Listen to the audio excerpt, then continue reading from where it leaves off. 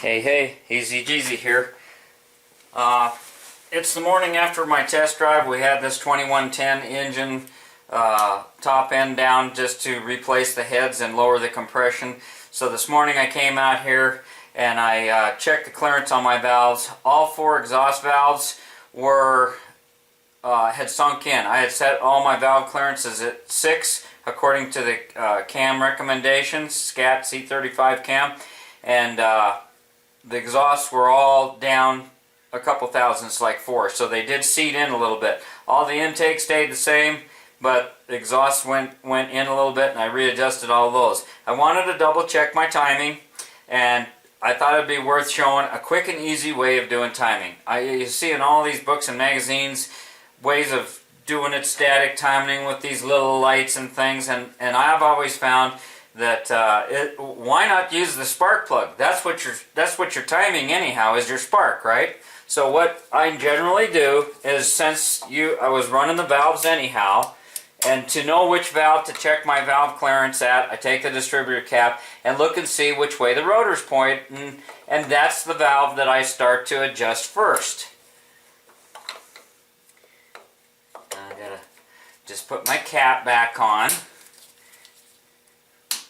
And what I've done is disconnect my number 1 spark plug wire. This is number 1, should be on your distributor cap. And you can follow the wire to the front one on the passenger side of the car.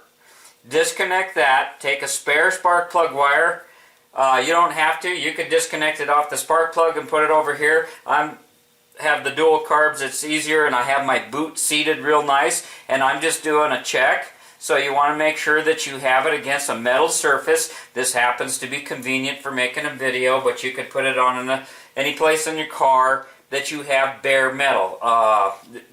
Watch out for painted surfaces. Alright, so now I've got my, this happens to have a degree wheel, but if you have a stock pulley, you're going to have a couple of notches to know where your timing is. So now what I'm going to do, make sure your car is in a safe position and the emergency brake is on, your car is in neutral, and I'm going to turn the key on.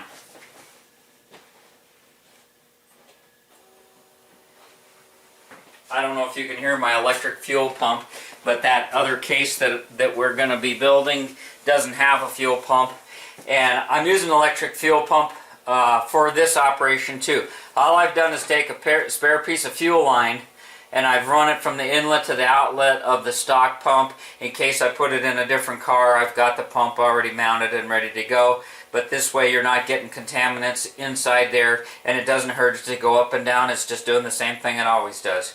Now, I've got my, I hope you can see this. Now I'm just going to take, since I have all these clearance issues, I'm going to use a big crescent wrench, and I'm going to slowly turn it. Oh, I see the spark. Okay. You can go back. If you miss it, you can go back and you can come back into it again.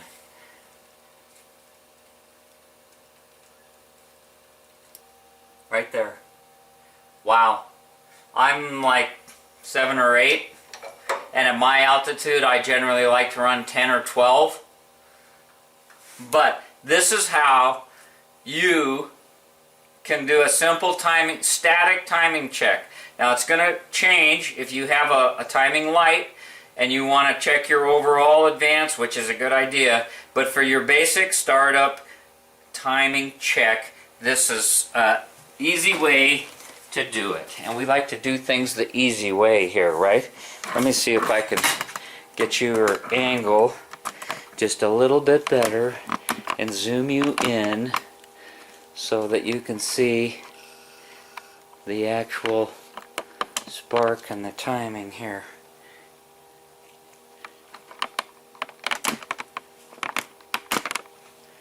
Alright. Now this is kind of a weak spark because I'm on this galvanized metal, but I'm just trying to show you how you can do it. Just trying to help folks. Okay, so you're watching right here. Let me turn this light off. Maybe you can see the spark.